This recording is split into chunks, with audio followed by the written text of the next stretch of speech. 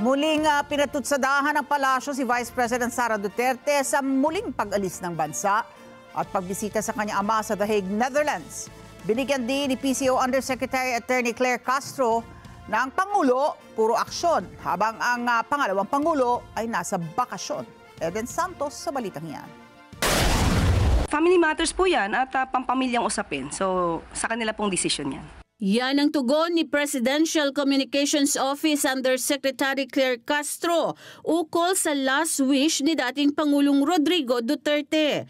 Sa press briefing sa Malacanang ay hininga ng komento si Castro sa sinabi ni Vice President Sara Duterte na may ibinigay na huling habilin sa kanya ang ama. Si VP Sara ay muling bumisita sa kanyang ama sa The Hague, Netherlands, kung saan ay sinagot nito ang sinabi ni Pangulong Ferdinand Marcos Jr.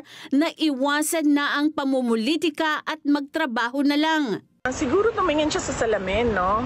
Pag sinasabi niya yung stop na ang pamumulitika kasi sila yung namumulitika. Tama naman po na ang bawat tao, lalong-lalo na po ang public servant, ay dapat nananalamin at ina-assess niya yung sarili niya kung siya ba'y nagtatrabaho, namumulitika o nagbabakasyon lang.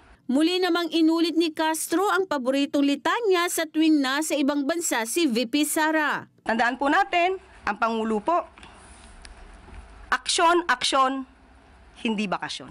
Eden Santos para sa Mata ng Agila.